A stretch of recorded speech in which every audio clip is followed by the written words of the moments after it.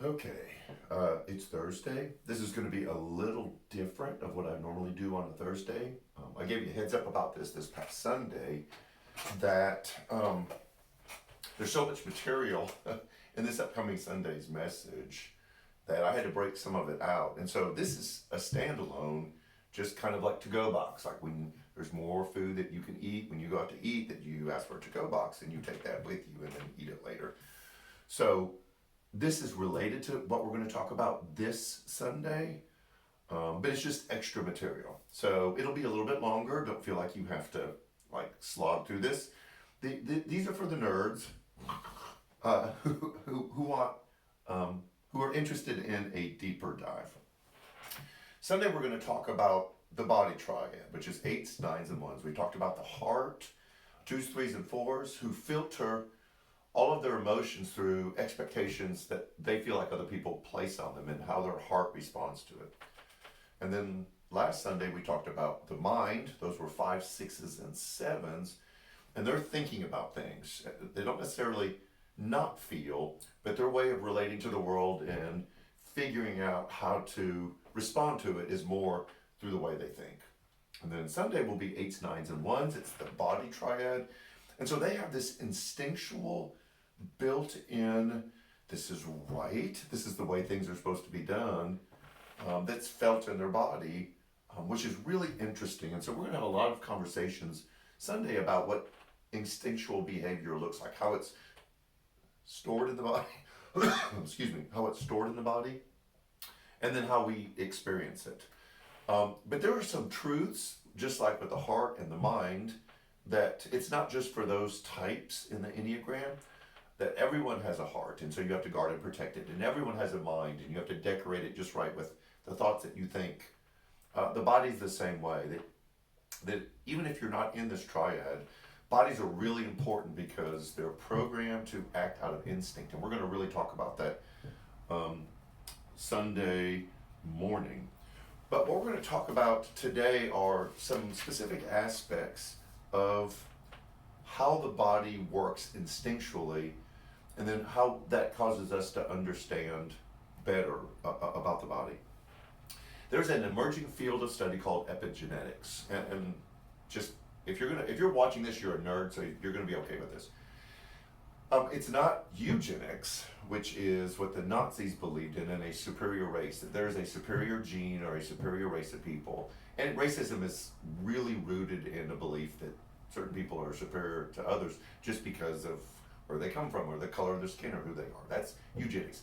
Epigenetics is an emerging field of study that's beginning to realize that we all have things in our body that are held traumas and experiences and everything that we've been through in life that we pass on to our children that's not necessarily connected to a specific DNA.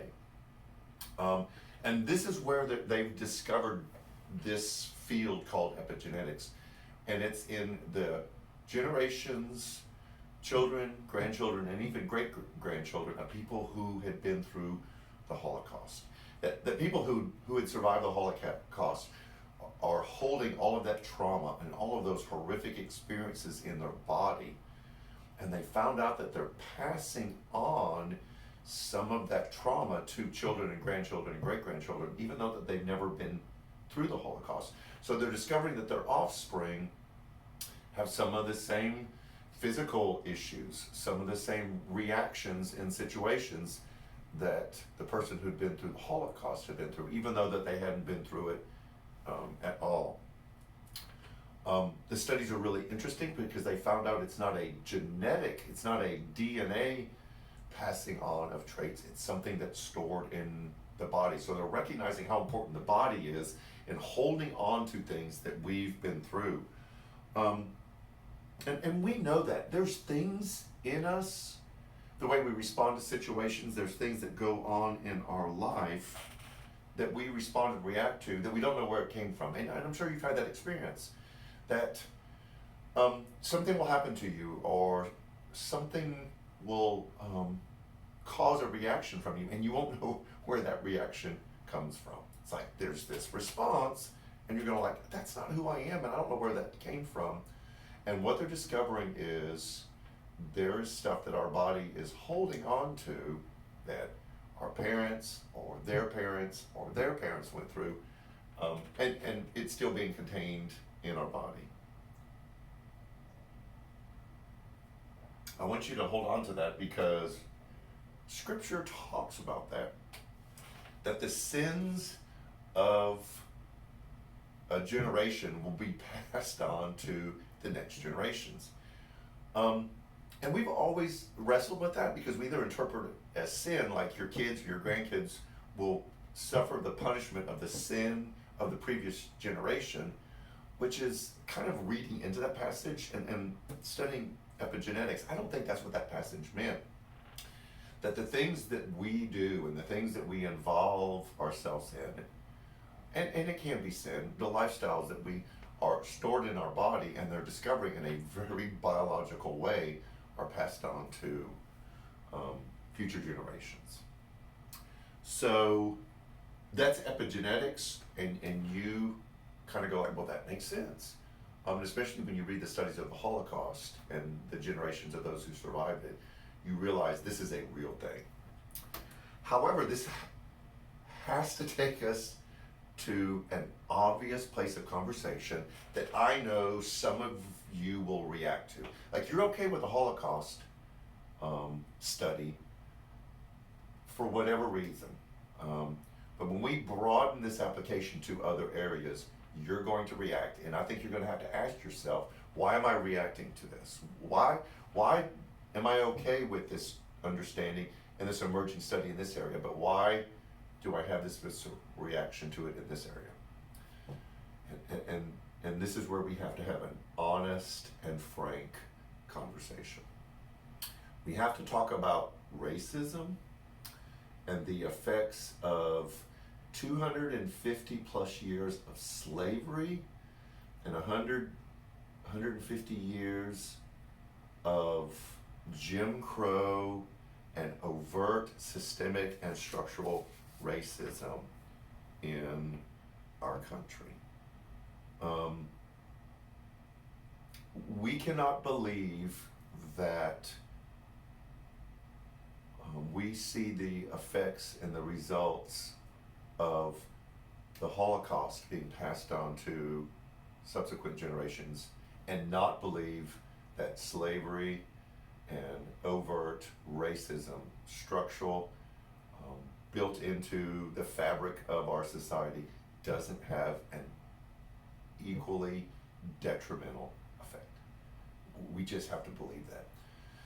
And this isn't just to black and in some cases brown people whose ancestors were slaves. This is to white people who have this thing built into them that makes them look at their color and what their grandparents and great-grandparents have experienced and how that affects how we see things and how we view things.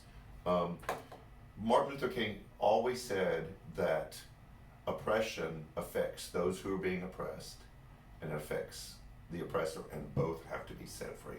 So if we're going to talk about epigenetics, if we're going to talk about how the body stores stuff, then we have to talk about racism, systemic racism, and slavery, because we have to understand that the body also is storing 250 years, 400 years of that also.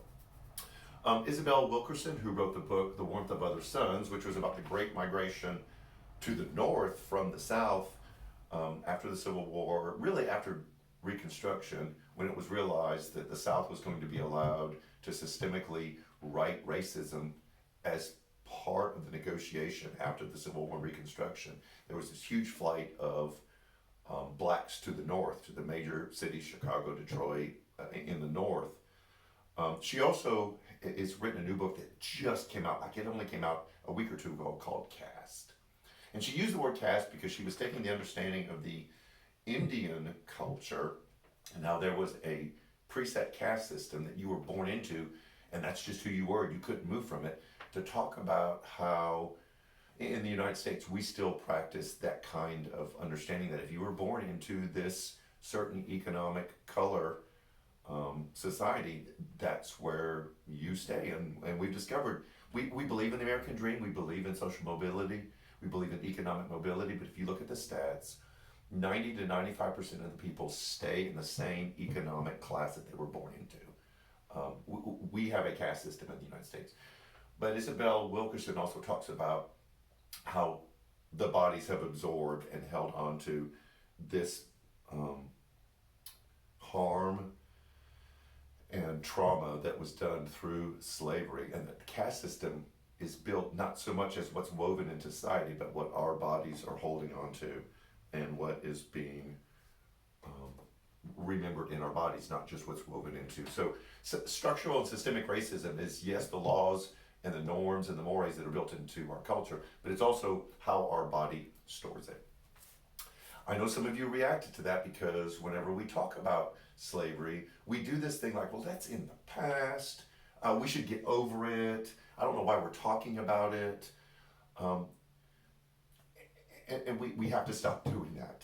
It is important that we talk about it. And I'm going to go back to the body, but we have to use this understanding of how the body holds on to things in a very specific way. We can't just generally wave our hand and talk about how the body holds trauma. We have to apply it in certain situations.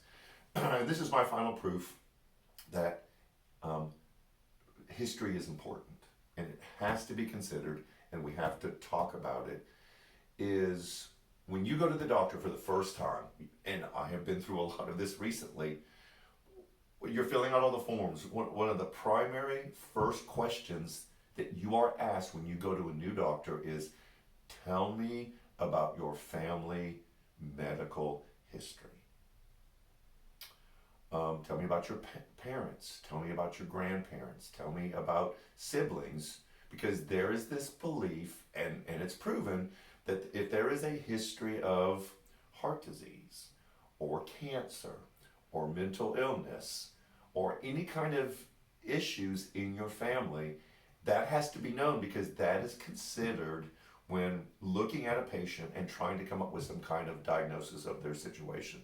Oh, your grandmother had dementia. Your sister died of cancer. You have heart disease in your family.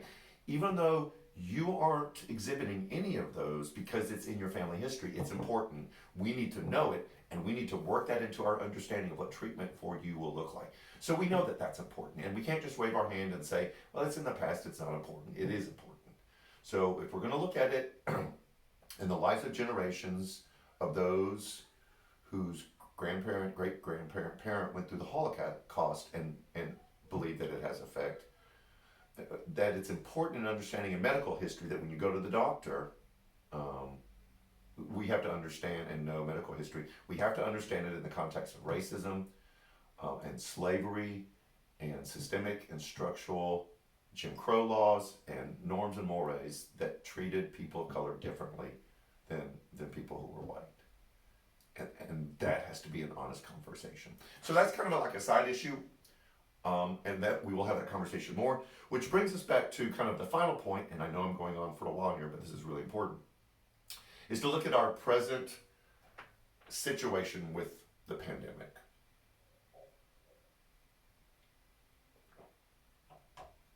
All that we're going through right now, just an utterly turning upside down of everything we're experiencing in our culture and in our society, with not only the physical changes of the shutdown, the lack of socialization, schools closing and universities are closing all across the country because college kids can't seem to get it in their head. I won't go there. You know what I'm talking about. All that we're going through, both physically and emotionally, is being stored in our bodies right now. And if you are young, and if you are thinking about having children, whatever we're going through right now will be passed on to your children and to your children's children. And you will hold this trauma and these experiences in your body, even if you're not. You know, my wife and I aren't going to have any more kids. But we will hold this in our bodies. I shared last week about some of the episodes that I've had. My very first episode was the very first Sunday that we shut I don't think that's a coincidence. It may not be cause and effect, but there is a correlation there. And so I know my body is reacting and storing what it is we're going through and just carrying the weight of this deep inside. So in Sunday, when we talk about how our bodies work, we're going to look at eights, nines, and ones because they carry everything in our body. But this will apply to all of us because we can see through the example of the Holocaust, the example of slavery and Jim Crow and systemic and structural racism, through our medical history, that our bodies are really important. That's why you're getting this extra piece of information. And even if you aren't an 8 or 9 or a 1, we need to be aware of how our bodies work. So this is a side piece. I know it's been longer than normal. I hope it's been helpful. If you've stuck with me to the very end, you are a super nerd. But hopefully that you've learned something as far as how our bodies work. And then Sunday, when we talk about our bodies, we're going to talk about instinctual behavior and programming our bodies to react instinctually in a much healthier, life-affirming, life-giving way, understanding how the body works if we take into understanding of epigenetics, and that we have a lot of control and a lot of power about how our body stores and holds trauma. This is really important. So Sunday, it's the final triad, and then next Sunday we're going to look at we're more than a number, but I'll talk about that Sunday. So anyways, this was a deep dive. This was your to-go, and I hope it was helpful. And we'll see you Sunday as we talk about the 8, 9s, and 1s and instincts in our bodies. So have a great week, and I will see you Sunday.